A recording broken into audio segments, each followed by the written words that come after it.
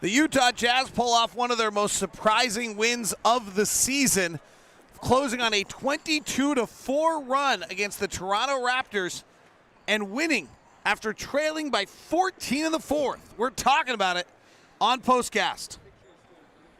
David Locke along with Ron Boone with you after the Utah Jazz stun Toronto, closing on a 22-4 run, outscoring the Raptors 39-20. Raptors lose for the 8th time this year when losing in the fourth quarter. Second time they've lost a 10-point lead in the fourth quarter. Teams that trail by 10 in the fourth quarter of an NBA game this year came in 34 and 594. You do not win down 10 in the NBA when there's only 20 possessions left, 25 possessions left in a game usually. The Jazz did it. Is this the best win of the year by the Jazz? I don't think there's any doubt, David, this is the best win. Considering, what has happened, trades, you're losing players, Clarkson not playing, and you're starting two point guards that haven't played together for a long period of time. And it just wasn't in the Jazz favor. But, the fight, the game plan, I thought really won the ball game. Let's touch on the game plan for a moment. We'll get into individual plays. What's the game plan that you saw? The game plan was obviously was movement, and I was thinking about that this morning. The movement dictates what the defense does, and that's how you get good shots, and you put players in position to make things happen. And saw Collin Sexton not really dominating the game going to the basket because he was trying to play a point guard position, but he still was able to play his game within the system, that type of thing. So I think going forward, that position it should get a little stronger, but it's from game to game, the game plan is going to affect what the Jazz do. Pascal Siakam had 35. Fred VanVleet was pretty quiet, and they had a real plan on VanVleet. They forced him to his right hand. He shoots much better dribbling to his left, and they forced him to his right hand, and particularly late in games, that really seemed to take VanVleet out of the game in the clutch. It's amazing, though, because they like to do that to Luka as well, but you can't stop Luka from getting back to that left hand. But they did do it against VanVleet to the point where he wasn't effective because they couldn't get back to that left hand. Nicely done. But somebody like Luka, no. You want to do that, but you can't stop him. Collin Sexton, Talen Horton Tucker finished the game as the backcourt with Lauri Markkanen, Kelly Olynyk, and Walker Kessler. That five had not played a minute or a possession or any seconds together all season long before tonight's game. They may have played at another point tonight. I can't look that up right away. Some people are probably thinking, David, that they're professional basketball players. Why can't that get done? But it's two different games, and if you're not used to playing with each other, you're really not aware of where to go, what to do, and all that kind of thing. So it is something that needs, in order to be effective, you have to be able to do. You made a great point on the broadcast that to you this is the best win of the year because they go 6 of 24 from three. Yeah, that's just – we haven't seen it all year. I mean, the three-point shot has been the signature of the Jazz. I mean, averaging 39, making almost 15 a game. That'll win a lot of basketball games for you. But tonight, it was the two-pointers that got the job done. The Jazz only attempted 24 three-point shots, 6 of those, and they only had one in the second half. If I remember correctly, I'm trying to look at my book here, and I think that was made by Kelly Olynyk. Yeah, right side three. Right. So I think that we only had one in the second half. Well, that is amazing. The Jazz were 3 of 13 at the first half, and they finished the game 6 of 34, 24. So they had one in the third quarter, 2 in the fourth, according to my notes. I could be wrong on that as they finished 6 of 24. 3-point shots? Oh, yeah, that's right. Rudy Gay had one as well. And Kelly Olynyk tickled himself close to a triple-double, but when the game got close late, that was not the case. So he was a large part of the ball handling as well. But let's talk about the point guard combination. Without Mike Conley, Collin Sexton is back at playing point guard. No Jordan Clarkson tonight to relieve that burden. He's out with non-COVID illness.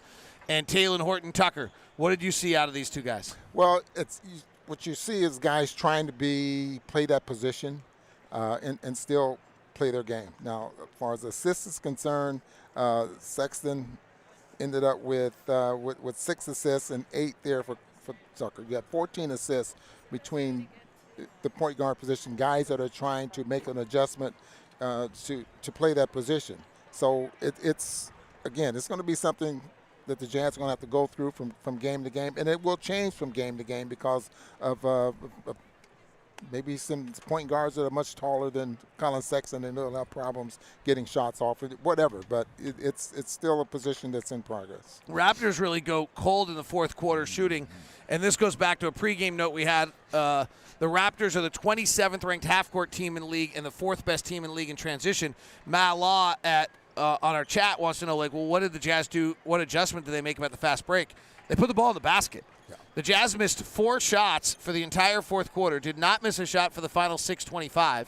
Of the 4 misses, they got one of the rebounds. So there were only 3 transition opportunities for the Raptors in the entire fourth quarter of this game, which forced the Raptors then to play half-court offense, which they're not very good at. And just think about that. The Jazz ended up with, 8 fast break points, but they ended up 75 points in the paint. Jazz in the first half of this game were 15 of 18 at the rim. I don't know what they finished. I can pull it up here quickly. But that's what Sexton and Horton Tucker did. As much as they tried to play the game as a real point guard and pass the ball, Will Hardy said it in as far as protecting the rim tonight. Yeah, he was the only guy on the team who had a good plus-minus, though. So to his credit, he was 0. And the only other guy that was positive was Chris Boucher. I don't think he'll get one of our stars, despite being named an all-star starter tonight. 23 points, 9 rebounds, 5 assists, 1 steal. We're courtside tonight. We see the game differently from here. The thing that jumped out to me was the fight of Lauri Markkanen tonight. Whether it was on the defensive glass or whether it was driving to the basket or there was a play where Siakam was guarding him and he literally just bogarted him and bounced him and bounced him and bounced him until he got to the rim. Will Hardy said, like, someone asked, like, well, who's the leader? Like, this is Lauri's team now. With Mike Conley gone, this is Lauri's team. If that's the personality and the fight that's going to dictate what this team is, I like it an awful lot. Oh, absolutely. I like it there as well. And what we saw him when we were talking strictly about the offensive end of the floor on how he's driving to the basket, he's spinning, he's shooting the threes. I mean, he has a variety of ways now he's scoring without hogging the basketball. 20 shots, that's about what he's going to have to average for the rest of the year. I think with Jordan Clarkson on the floor, before that, he was averaging about 16 a game. So he's probably going to be able to get up about 20 shots a game. There was not a lot of space for him tonight. Nothing was easy tonight for Lauri Markkanen. Well, it wasn't that a lot of spacing the last time these two teams met there as well. I mean, they have the size of where they can switch all over the floor and cause a lot of problems. And they were, hey, Mr. Bowler Jack. Best win of the year, guys? Best one. Yeah. We agree? We all agree? Best win of the year? Yeah. We all agree? Yeah. Yeah. Under the circumstances, says Thurl. He added a caveat. He added a caveat. The author in him. Did I interrupt you? No, you're good. All right. Kelly Olynyk, 15 points, 7 rebounds, 8 assists. But it's a little bit of a joke. Like, it's KO the PG. Like, but he's a ball mover, and like he came out tonight and understood his role was to move the basketball. This guy was a high school football quarterback. He actually, I think, wishes he was 6'3" and was a point guard, not 6'11". And playing at home in Toronto, where he grew up, on the Canadian national team, it's a big game for him. He was terrific. Yeah, and that footage I was telling you about on their PSN, is that right? TSN. PSN, yep. Yeah. Kelly was one of them. Of course. Of course he was. He's kind of the heart and soul of the Canadian national team. He's actually kind of the way Joe. Got some kind of award? Yeah, already? Joe Ingles is kind of the heart and soul of Patty Mills. Joe Ingles are kind of the Boris, Patty Mills and Joe Ingles are kind of the heart and soul of that Australian team. Boris Diaw was kind of the heart and soul of that French team with Tony Parker. That's Kelly Olynyk's role here. Like, there are bigger names and bigger stars, but he's kind of the heart and soul of this national team. This is important stuff for him, and for him to play like this tonight has to be just outstanding for him tonight. All right, time for Walker Kessler, 23 points, 9 rebounds tonight. Really good around the basket, 10 of 12, finishing reverse side layups, stuff like that. A lot of tough choices tonight. I know my 2 stars tonight, but I also want to give a shout-out. Rudy Gay, 12 points tonight, was really good. And Rudy Gay's leadership all year has been terrific on this team. He's been great veteran with the guys, and you could see it on the floor. Like, he gets frustrated at times, but he's conducting and moving, and he understands, like, I got guys who have no idea where they're supposed to be. I got to help them out. So he was really good as well tonight. And he's going to be the guy that can pick up what Conley was doing. I mean, talking to the guys and making sure that they understand, when there's an adjustment that needs to be made, when a team or a player takes away something that you prepared for that morning. You know, okay, now what do I do? And I think he's going to be that player. One of the most interesting conversations I've had all year with any player was with multiple, actually, with Rudy Gay.